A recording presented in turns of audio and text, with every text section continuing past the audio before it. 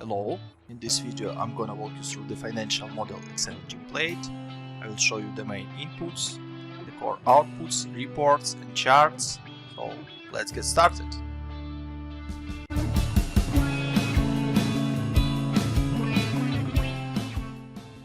On the dashboard you can set up your core inputs or drivers and see the core financials and core charts related to the model. So let's start the model setup from the launch date. For example, your business will launch in May 20. Also, you can see that each yellow cell has this notification window with explanation of what you're supposed to input in this cell. So it will help you to understand and navigate across the model easily. So the next step is to set up your marketing budget and visitors assumptions. You have two options in the model, which is online marketing and offline marketing. If you don't need, for example, offline marketing, you can just clean these cells and you will have only online marketing in your model. If you need both, just adjust these assumptions as needed and it will drive your model. So let me show you how it works. For example, for online marketing, you can put annual marketing budget, for example, $100,000, and each next year it will be additional $20,000. The next step is to set up the cost per visit. It can be $1, 1.2, 1.4, 1.6 and 1.8 by years. The same idea for offline marketing. And as a result, you can see the total visitors which you have by years. And the next step is to convert these visitors to new customers across the conversion rates across your sales funnel. So first of all, you have conversion rates from visitors to sales opportunities. Let's pretend this is 50%, for example. It can be changed by years as well. 52, 54, 56, 58. So 67,000 of visitors will be converted to 33.9 thousands of sales opportunities in 2020. The next step is to convert your sales opportunities to engaged opportunities. Let's pretend this is 20% and it can be equal across all the years. So 20% from 32.9 thousands of sales opportunities, this is 6.8 roughly engaged opportunities. And you can see this is also changeable by years. The next step is to convert your engaged opportunities to new customers. This is the final step of your sales funnel within the model, so you can put 10%, for example, 11, 12, 13 and 14. So 10% from 6.8 thousands of engaged opportunities will give you 679 new customers for the 2020. So after you will set up everything, revenue, expenses, COGS, wages, and all other assumptions, you may review your core financials and review your revenue breakdown by services or products, your profitability, which includes revenue, EBITDA and EBITDA percentage, the cash flow chart by years, and the cumulative cash flow also by years.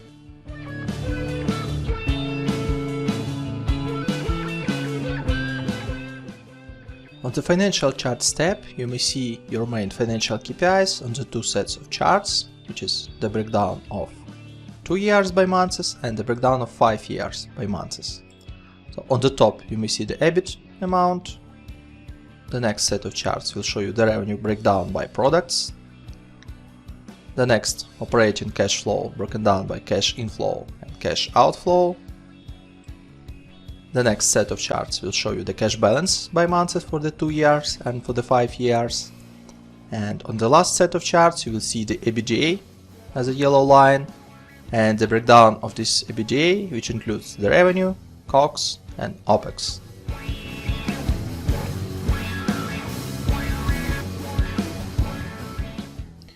On the operational charts tab, you may see your main operational metrics for the 2 years broken down by months and for the 5 years broken down by months as well. So on the first set of charts, you may see the new customers breakdown by your services or products, also for 2 years by months and for the 5 years by month.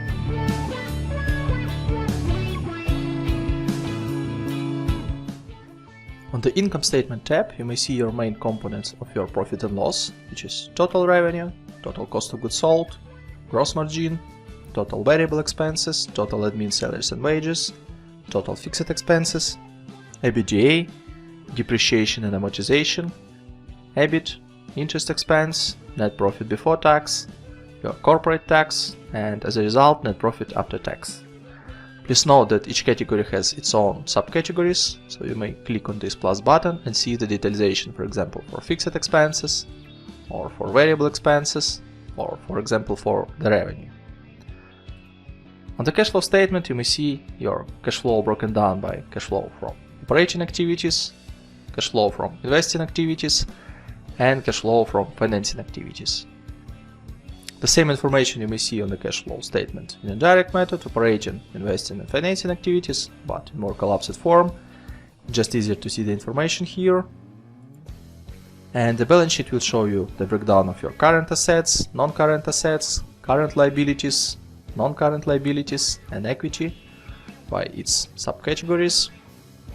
The summary of three statements you may find on the Financial Statement Summary tab. On the top you have income statement broken down by 5 years, and the selected year, which you can change here, broken down by months. Below you may see the same information on the chart form. The next set of tables and charts will show you the balance sheet, main KPIs broken down by 5 years and selected year by months. And the last part will show you the cash flow statement breakdown for the 5 years and for 12 months for the selected year, as well as charts with the same information.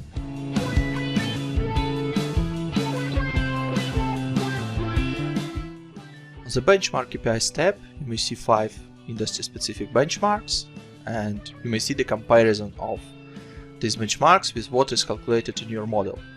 So you have gross margin percentage, net profit percentage, direct wages as a percentage of revenue, average monthly revenue per active customer, and active customers per 1 direct FTE ratio. All these yellow cells are changeable. For example, you know that gross margin percentage for your industry, for your country is 65%. You may see this is changed on this chart immediately. And to the right of these yellow cells, you may see the values calculated by the model based on assumptions which you set on revenue, expenses, COGS, and all other assumption steps. On the graphical form, you may see also comparison of gross margin calculated by the model, which is blue, and industry gross margin, which is orange. The same net profit, direct wages as a percentage of revenue, average monthly revenue per active customer, and active customers per 1 direct FTE.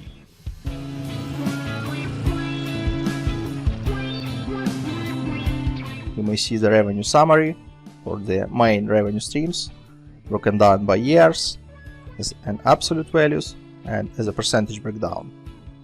The same information is reported in here on the charts. Also, you are able to select specific year and to see the monthly run rate and revenue depth for these revenue streams. On the bottom of top revenue report, you may see the revenue bridge, and you may see the total revenue for the starting year and for the ending year, which you may play using these setups, and you may see the factors of growth of this revenue broken down by revenue streams.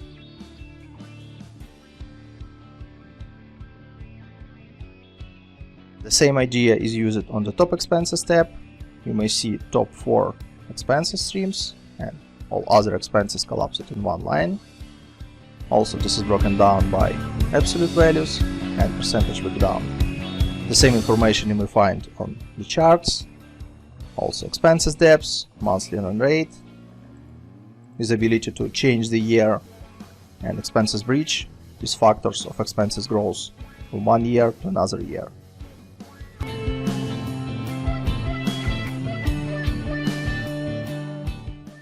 The color coding in the model is very simple. You may change any yellow cell in any yellow sheet within the model. This means that this yellow cell has some input, assumption or driver which impacts the calculation within the model. Blue sheets means that on these sheets there are some charts, reports and other information which can be useful for reporting purposes. On the tabs without color, you have some extra calculations related to revenue, to debts, equity, inventory, and everything which is needed for the reporting. Additionally, you have Contents tab, which allow you to navigate across the model very simple. So you may click on any report and you can go back. It is broken down by reports, assumptions, statements, and setup. There is short explanation about what each tab does, but if you want to know more, you can go to How To and to see more detailed explanation of what each tab does and what inputs you may find on this sheet and what kind of outputs you may find on this sheet as well. Any header of this section is also clickable, so you may click on, for example, Book Assets, and you go directly to this tab.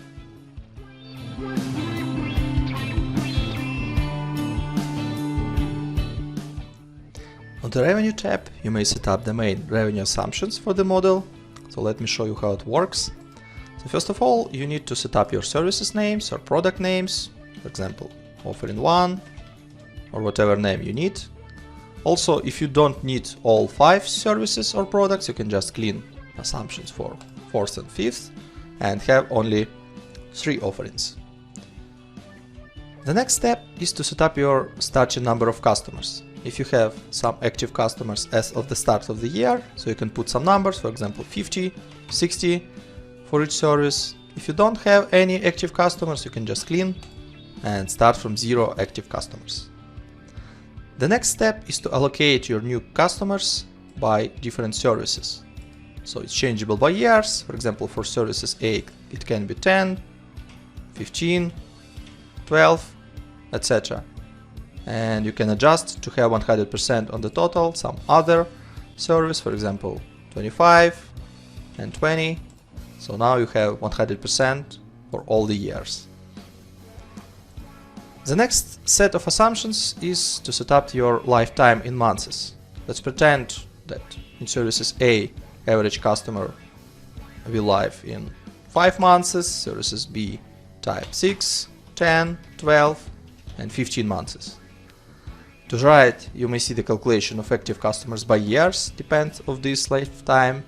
If you change something, for example 8, you may see the changes in calculations. This means that because of your new customers live more, you'll have more active customers. On the bottom you may see the total. And the next step is to set up the pricing. First of all, you should understand of how much in average billable hours per month per active customers each service will require. For example, in services A, average customer will have 100 billable hours per month, 110, 120, 130 and 140. And the final step is to set up the price.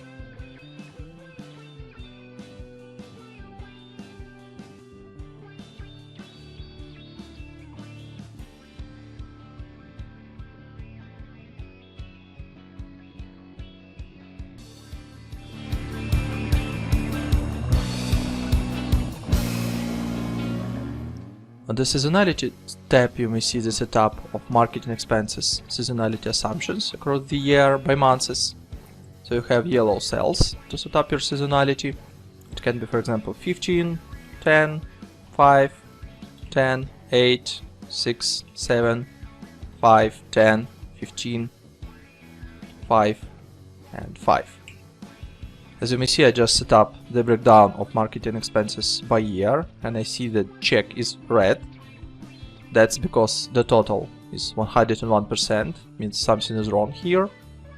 So let's fix it. In October 14%.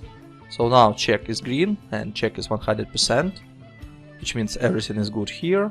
You may see also the chart below with the graphical explanation of how your marketing expenses are broken down by months. If you don't really need the seasonality for marketing expenses, you can just put 1 divided by 12, copy this across all the months, and you will see that your marketing expenses now is flat. So no changes across the months, just equal amounts each month.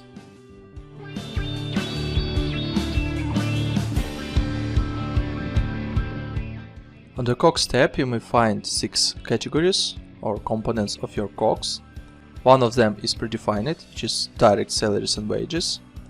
I'll explain a bit later how to drive this on the direct wages tab. Other 5 categories are available, so you can change the names. I don't know, for example, hosting. So you can change the COGS assumptions, for example, 15% of revenue. And on the top you may see the main driver of calculation for the COGS, which is total revenue by months. And here you may change the assumptions, which is a percentage of total revenue. Below you may see the categories and calculations of COGS components by months.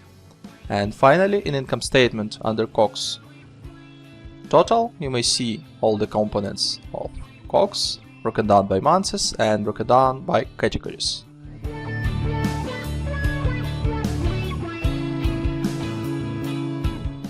On the direct wages tab, you have 19 categories to set up your direct headcount. So let me show you how it works. First of all, you have 4 different subcategories, and let's go one by one. First subcategory has 5 placeholders, for example, account executive or SDR, and each one has its own basis and parameter. Parameter in this case, this is 1 FTE per X basis, and basis, this is new customers per month. Means that, for example, I will set 15 for account executives. Each 15 new customers within service A by month will require 1 additional FTE. The calculation of number of this headcount you may see here. This is by years. Also you can set up the annual salary per FTE, for example $25,000.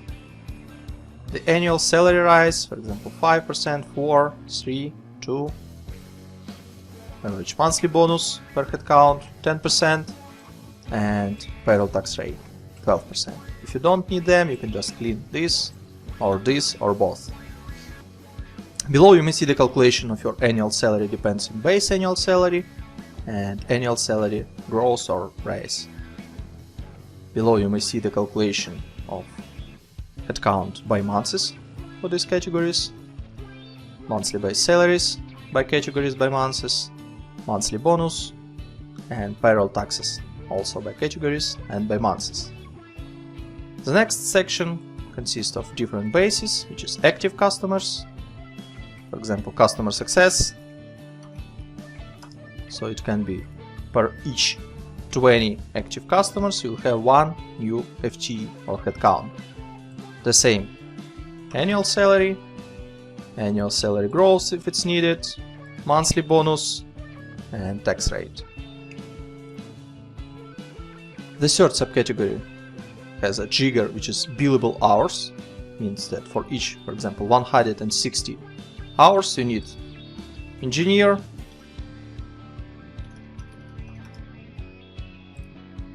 so if you have 320 billable hours, you will need 2 engineers, obviously. The same idea of annual salary, salary growth, monthly bonus, and payroll tax rate. And in the last section you can just set up manually, for example manager, with hire date, for example March. Fire date can be the end of the model or some specific date. Again, annual salary 50,000. You need to input the average number of headcount. It can be 1 always, or you can hire, for example, in year 2 managers, then 3, 4, and 5. So below you may see the calculation. It is hired in March, as we set up March of the start date. Starting from January it's 2, then 3, and etc. And finally, in income statement, under COGS, you have direct salaries and wages, which is a total of bonuses, payroll tax.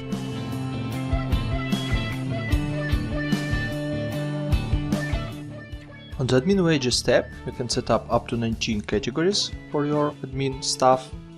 Let me show you how it works. For example, managers, with hire date starting for example, from February 20 till the end of the model. You can adjust annual salary per one headcount. It can be, for example, $40,000. Then you should input number of admin employees. Let's pretend in the 2020 it will be 1, then 2, 3, 4, and 5. Then also you can input annual salary rise. So, for example, 3% of annual salary first year, for next, 5, and 6. Also here you have set up for the monthly bonus, for example 5% per month, and the payroll tax rate, for example 12. Below you may see the calculation of annual salary, depends on the annual salary for the base year and for the annual salary rise. Also here you can see the calculation of number of headcounts. It starts in February because we set up February start of hire. Here you can have monthly base salaries, monthly bonus calculation, and monthly base taxes, which is payroll taxes. And under income statement you have total admin salaries and wages section, where you may see the breakdown of all your headcounts categories and the breakdown the values by months.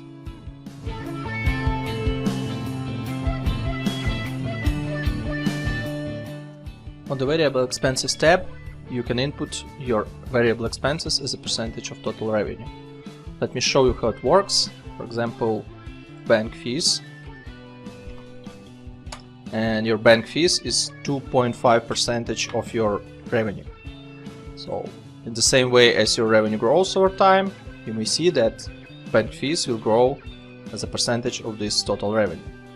The same way you can input other variable expenses, like for example 5% direct labor, like 15% of total revenue. And below you may see the calculation of these variable expenses by months. So these expenses will be connected to the income statement tab, section variable expenses, and you may see these line items by months and broken down by expenses types.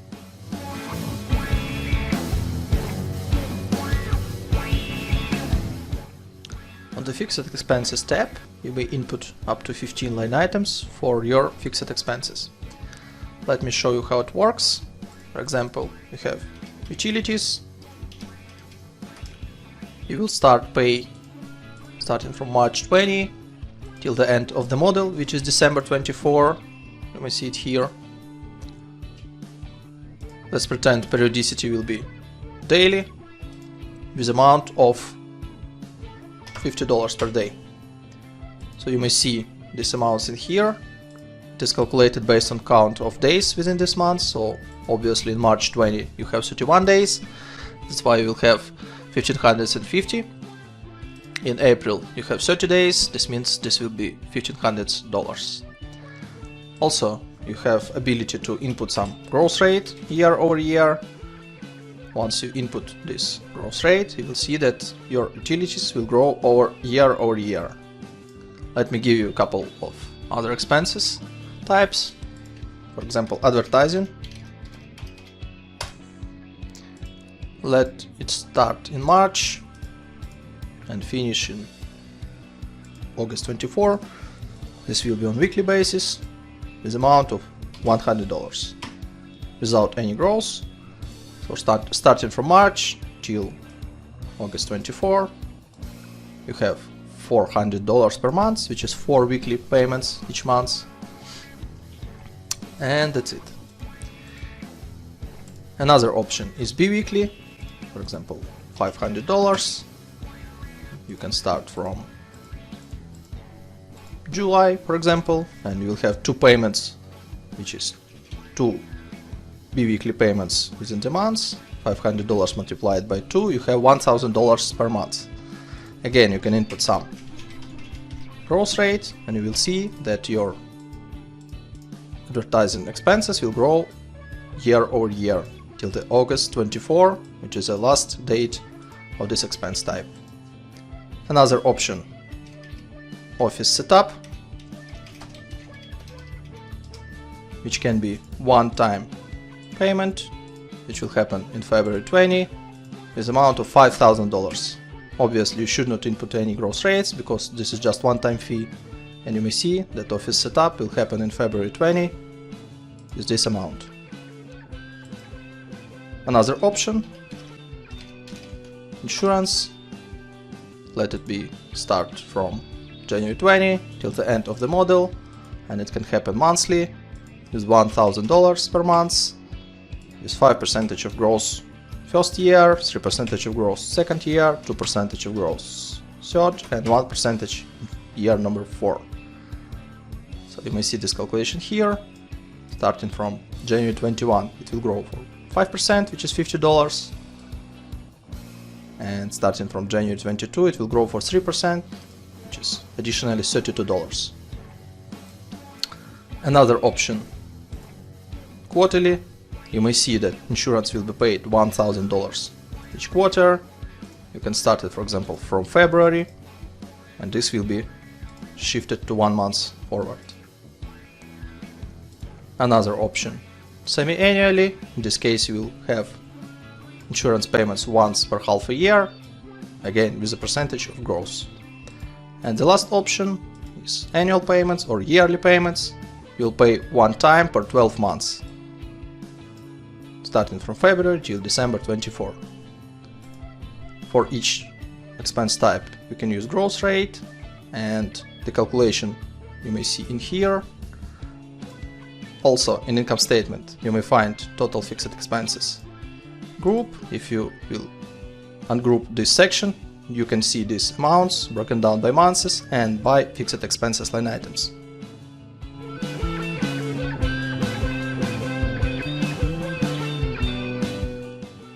On the CAPEX tab, you may input up to 20 development expenses categories. Let me give you a couple of examples. So, for example, office development with purchase date of February 20 with spending of $10,000. And you also can input payment delay. What does it mean? Let me set up 2 months, for example. It means that this amount will be accrued in February because of purchase date is February, but paid development expenses will be in April 20 for this office development. And you will have some balance of CAPEX accounts payable for 2 months. Let me give you another example.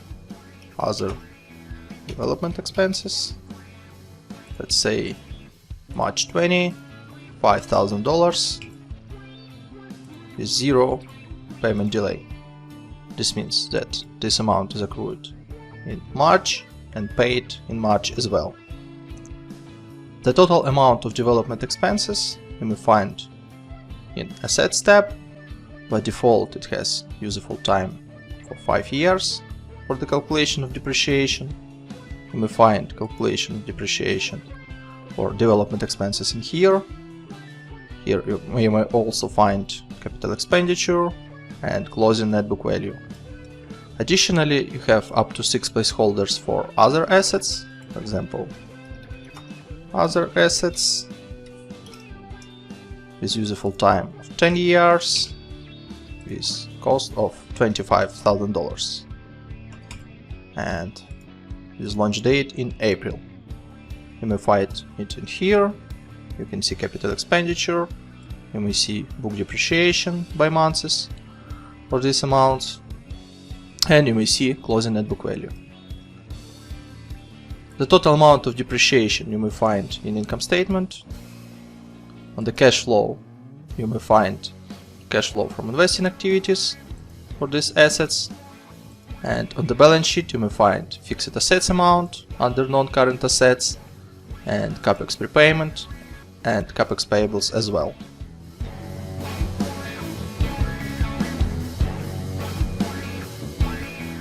On the capitalization table, you can input different founders and investors' contributions, broken down by different dates of funding, with different cost of share for each series, and you can see the dilution of shares after each round, and pre-money total equity and post-money total equity. Let's pretend that we have 2 founders founder 1, founder 2. So total amount of shares for founder 1 can be 10,000, for founder number 2 20,000. Let's imagine that cost of share will be $2 and the date of founding is February. This means that investment for founder 1 is $20,000, for founder 2 is $40,000. In total they invest $60,000, which you may see here. The dilution is 33 to 67% of shares. So let's pretend that for Series A we have one investor and the date of issuance is May. Cost per share is $5 per share and number of shares is 1,000. So total amount of investment will be $5,000. You may see that before the Series A total equity was $60,000, after $65,000, and investor 1 will have 3.23% of shares, and the shares of founder 1 and founder 2 also diluted, 32.26 and 46.52%. You can also input some amounts for Series B and Series C. The same way you can set up the date, cost of share, and up to 5 investors is up to 5 placeholders for number of shares. The amounts of funding you may see in the cash flow, in the ordinary equity risings, and you may see the balance sheet, which shows you the total equity by months.